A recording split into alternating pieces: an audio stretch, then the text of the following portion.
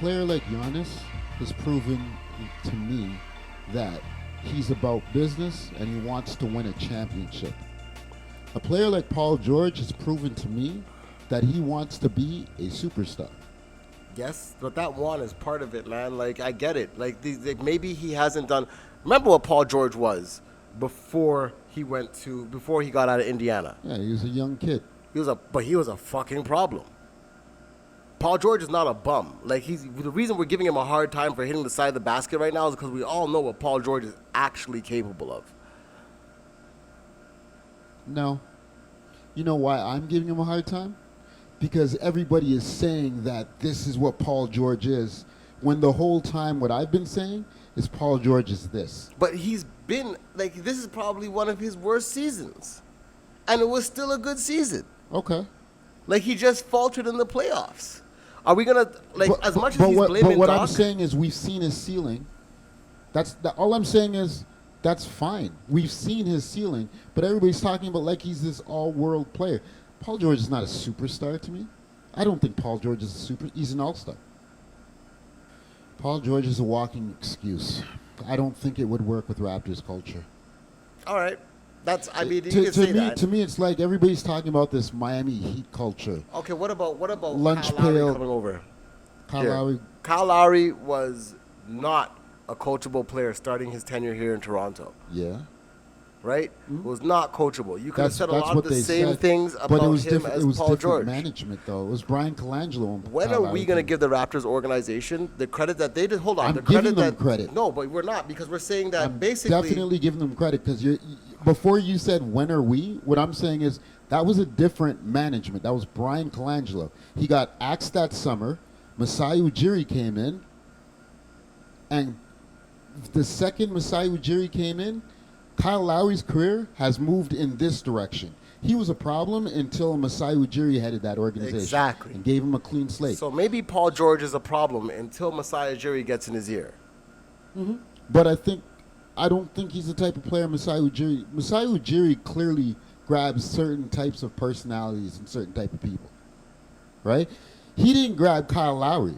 Kyle Lowry was already there, right? But the players that come in, you're not getting the superstar type, the superstar ego types. The Serge Ibaka. Because you can't. You have not been able to draw anything to Toronto That's because free of the agency. bias. That's free agency. Regardless, you don't have, what pick have you had that has Masai had that he's been able to say I can turn into something? He got that's free agency, but we got other players. We got Serge Ibaka. We got Marc Gasol. These are players that fit the team chemistry, that were no big names in the league that he brought over and put on our roster. Do you remember what Serge was looking like in Orlando before he came over here? He was in Orlando. Do you remember exactly? Paul George has been to Indiana, OKC, and the Clippers. Now, OKC has, until now, fumbled the fucking bag, right? They have not been the greatest organization. Larry Bird over there in Indiana, I guess that's been run better than the Raptors have, right? If Paul George couldn't make it in Indiana, he's no way he's making it in Toronto. Like, I understand what you're saying, but at the same time, like, the Raptors deserve a lot of credit for the fact that this organization has been able to take essential nobodies and turn them into players. Fred VanVleet's getting paid $85 million. Mm-hmm. Right? Like $85 million. And he might have had the demeanor to do it. But irregardless.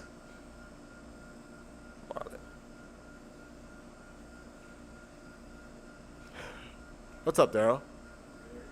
Not bad. How are you? I didn't know you were going to come in today.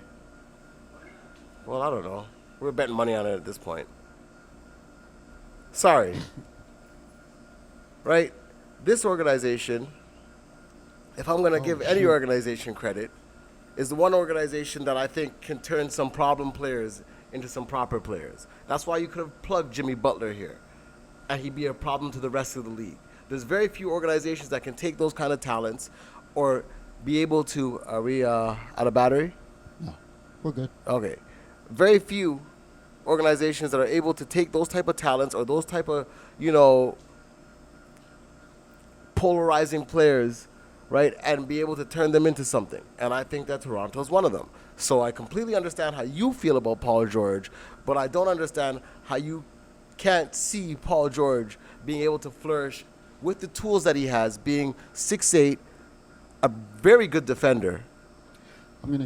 I'll put it to you this way: Boogie Cousins, good player, right? Yeah. Let's take the injuries out of the equation. But Yeah. Boogie Cousins, all-star player, right? Yeah. Throw him in the Toronto locker room.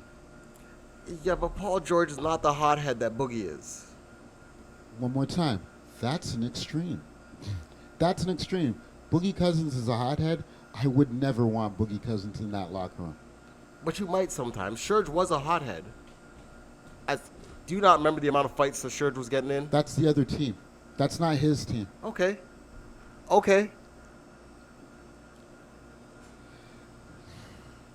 Anyways, Demar Derozen for Raptors president 2020. I just think that given this, knowing things that I know now, knowing what Nick's plan was for DeMar after he got the coaching job and before DeMar got traded, I think there's a high possibility that maybe there's something that we can squeeze out of DeMar that hasn't been squeezed out yet. And I think we got to give ourselves credit that just because we haven't seen it in the rest of the league doesn't mean that you can't get it out of Toronto here. And I'm becoming a very, very steady believer in that because I'm watching kids like Chris Boucher. I'm watching kids like Fred VanVleet. I'm watching guys like Kyle Lowry. I'm watching guys like Pascal Siakam, who nobody saw coming. OG Anunoby. Like, you're getting production out of things. Like, you're getting production that none of the league is seeing. The rest of the league is just not seeing that, or else they would have drafted these kids if they knew what Pascal Siakam was going to be.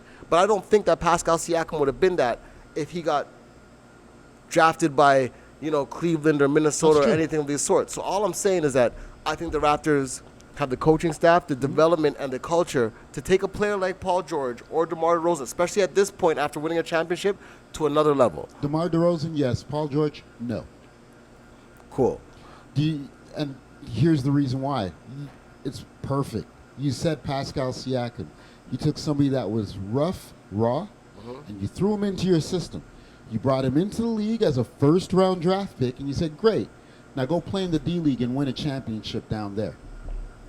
Yeah. And you developed him. Yeah. That's developing. Yes. You took undrafted free agents, you Okay. put them on the end of the bench, and you developed them. Yes. Here's the problem with Paul George. Paul George is not an end-of-the-bench type of talent right now. No, he is not. You're not developing. That's not developing. What they did with Kawhi Leonard wasn't developing. Oh, yes, it was. They They took Hold Kawhi on. Leonard. Okay, go ahead. Hold on. They didn't develop Kawhi Leonard. Kawhi Leonard was already established. They had a system, they had their team, and they said, great, now we're going to implement Kawhi into this system. They didn't develop him. The type of superstar that Kawhi is, it worked. Because he's not the person, he doesn't want all the attention. He doesn't need it to be his team. He wants to check in, do what's required of him, and check out. Agreed. That's what he wants to do. But you know what he had to do? He actually had to start communicating with teammates. He actually had to become a bit of a leader. So I believe... Yeah, but when he led, he led by example. That's his Not leadership always. style. He also... If you look at the interviews, they tell you. In series, you started hearing him be more vocal. You're even hearing it from the Clippers staff right now. And if you go back and watch, they'll tell you that him becoming a leader, him becoming more vocal, him opening up to teammates and trusting teammates is something that definitely looks to have been developed in Toronto. And it could have been because of the way things went in San Antonio that he didn't develop it faster, but he definitely developed those skills here. So I get that we didn't develop his jump shot or his turnaround or his defense or anything of that sort, but we definitely helped develop the kind of leader that he is right now. And to go even further, I think he could have used that extra year in Toronto before he went to LA, and if he had done that, he might have been looking at a championship now. I think you're taking credit away from Toronto with that statement. How so? Because you're saying that it's his leadership is a skill that he developed in Toronto. You're saying that he was vocal with his teammates in Toronto. I agree. But you make it seem as though that's not a result of the organization building a culture that made him comfortable. That's what I mean. No, We hold developed on, that. hold on. That's a organization developing a culture that made him comfortable. It's not a skill that he's taking with him to LA. It's the organization made him comfortable, so Okay. so he was able to flourish and do what he did. Right. Okay. Now he goes to LA, Yes. different organization, Yep. the same skill set he had in Toronto, and they're all too busy talking about how they're going to win championships.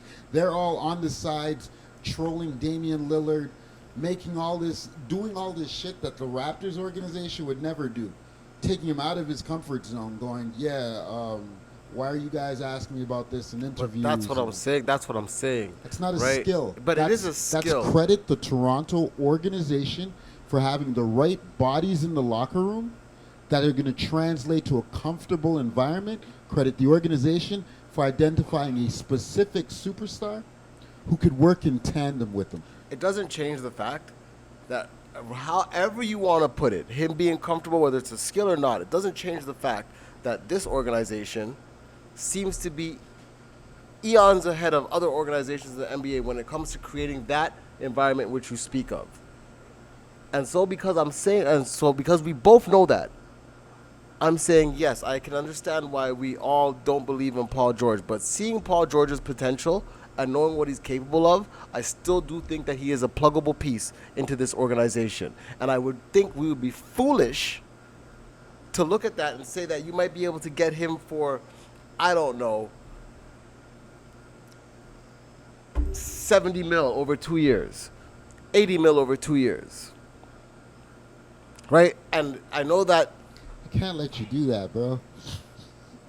I don't think that plan would go wrong. I don't think that that's a plan that I can't bank on. I So- think Paul George has the tools to feel comfortable in this environment. I think he's a very good defender. I think he's able to make a shot. And I've seen Paul George, when played a certain way, has the tools to be a playmaker. So he you was that want- in Indiana. He was not that in OKC, and he was not on in So, in Clipperland. Clipper. So you want to take? We're running along here. This is not my Yeah, fault. it's too- This is not my bad. It is what it is. All right. So you want to take $40 million of your salary cap and give it to Paul George. What are you giving Giannis if we can get Giannis? And like I remember, I said this is a plan B. This is not. I'm not saying let's take him over Giannis. If Giannis were to come here, he gets max money. Yeah. That's What's no, that a year? Well, you can't sign him to the supermax because we're not the team that drafted him. So he's looking at, I think it's 34. Okay, sorry. So maybe the Right? 2 years. So, so you want to give? LeBron's making 85 mil over 2 years. So that's Yeah. a little ridiculous. Like, So you want to give Paul George 60? a max contract? No, I'll give him 60 over 2 years. But you basically want to give Paul George a max contract. I think that regardless of him not being the superstar that LeBron or KD are, I think that he is worth the 30 mil a year. Okay, here's my problem with that, and this is the easiest way I can put it. When you hand somebody a max contract, you say, "Here is my organization. Take me to the promised land." Pascal has been given max money over 4 years.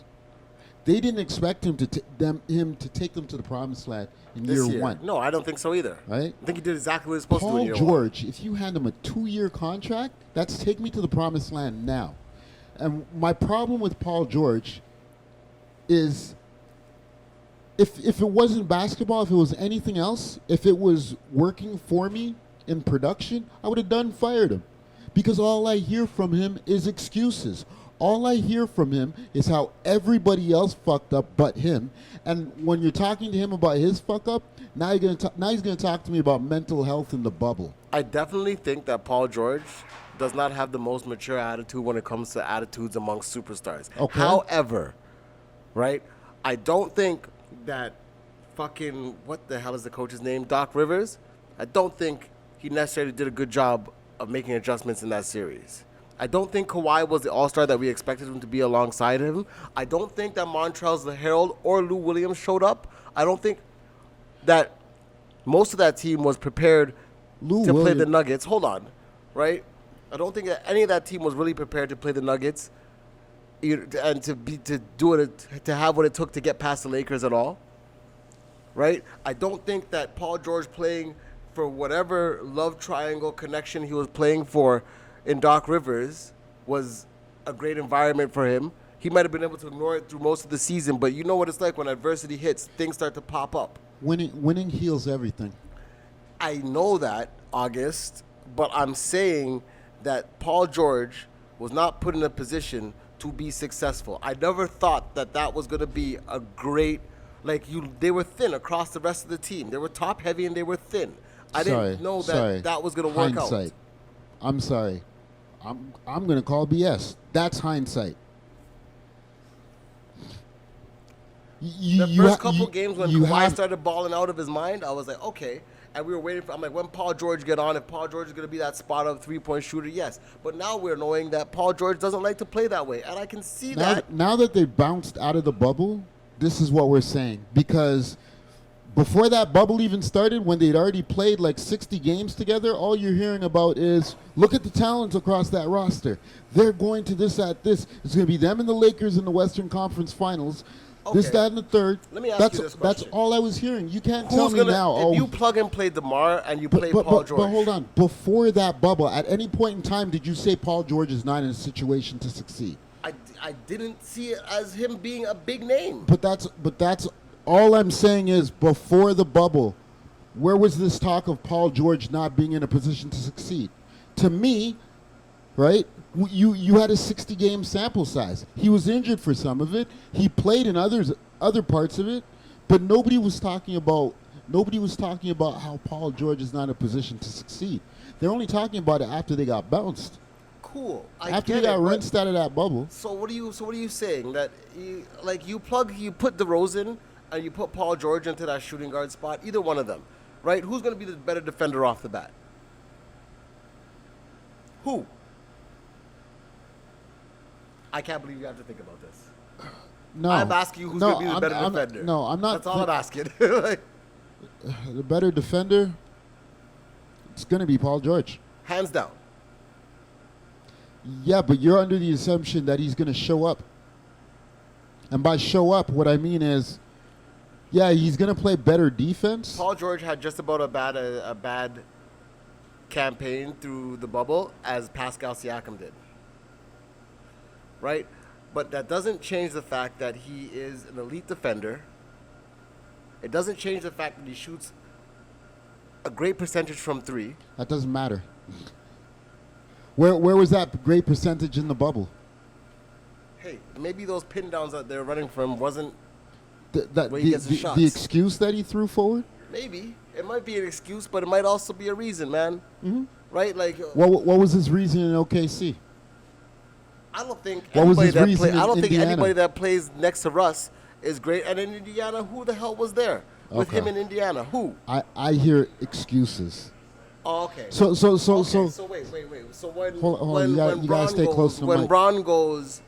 When Bron's injured at the end of the season, we can understand that Bron was injured, and it was a bad time. We can understand that Kawhi had a bad series, but we can't understand how Paul George had nobody in Indiana. This is a kid that came back from pretty much breaking his leg in half. And I get that you shouldn't publicly put out excuses and so on and so forth, but we're damning talent based on, this kid's poor media abilities. He's bad with the media. Kyrie makes excuses all the time too. I don't let Kyrie get up. Doesn't mean that if I plug him on the Raptors that it's not going to fit. He's got a bad attitude, but I would give him a chance at fixing that bad attitude in Toronto way more than I would give him a chance at fixing it in LA. But let's slow down on the where it's an indictment on his talent. That's all I'm talking about. No. I'm saying it's an indictment on his talent, the excuses he's giving. That's his attitude. You're in a locker room with other players, and all they hear is you talking about how everybody else is fucking up but you. What does that do to your locker room? To me, that's the simplest fix that the Raptors would have to make. What up, Sherwood? That's the simplest fix. Really? The simplest fix would be fixing this kid's attitude. If we had to teach him, like Pascal, to do all these things all over again, or teach Giannis how to shoot a three, to fit into the offense, that would be difficult. But everything that Paul George does fits this fucking team's offense and defensive scheme. So all I can say is some people, when it comes to attitude, that's who they are, right? No, hold on. Some people, you make it seem like it's a simple fix. I'm not saying that it is a simple fix, but I am saying that based on If Allen Iverson were traded to the Raptors, I think that's a more difficult fix. it's more difficult. I'm using the extreme to explain. It's a more difficult fix, but you can't just say, "Oh well, I'm going to fix Allen Iverson's attitude." The reason why I bring up the superstar thing is because Paul George has already been crowned a superstar. Now you're going to ask him to, "Oh, I know you."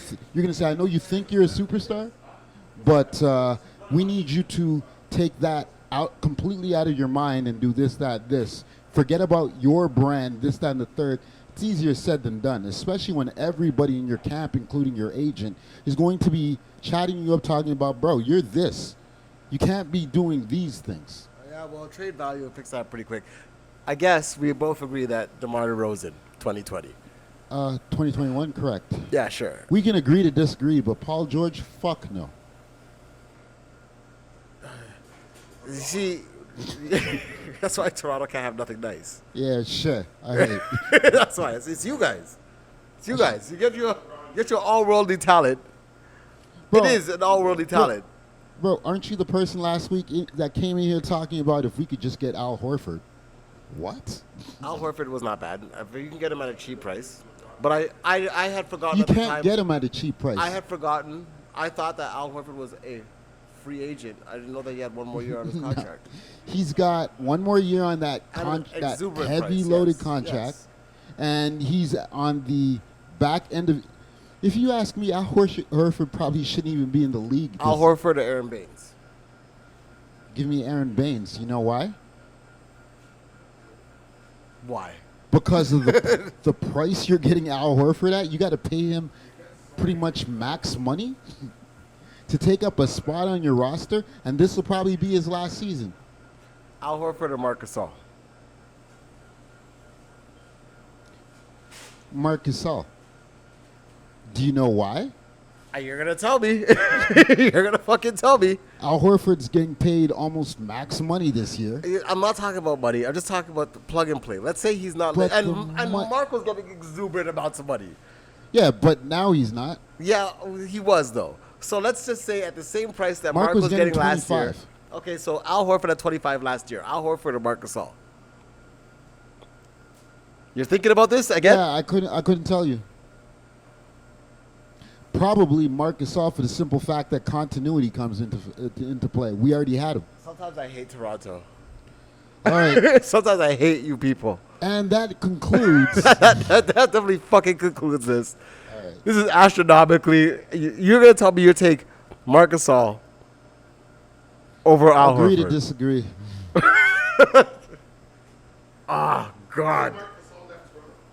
Yeah, he pretty much acted like he was going to retire and go play in Spain, and then as soon as free agency opened, he signed with the Lakers. The Lakers. No way. Yeah. Al Horford is a better player than both Aaron Baines and Marc Gasol at this point right now. And I can understand continuity, but the productivity that Al Horford would have given us would have been. And let's agree to disagree on that one. I wish we had a phone call. I wish we had people that called in. Yeah. Maybe we could look into that in the future. But in the meantime, let's just wrap it up. We'll see you next week. Like, We're well DeMar over DeRozan for 2020. 2021. 2021, same thing. Cool. Who has any track of time anymore? I've been in my house for like the last 5 years. So this was a failed experiment, the whole idea of... Oh, are we wrapped? I mean, you know what? You're clearly not talking to me anymore. No, I mean, did you sign off, basically?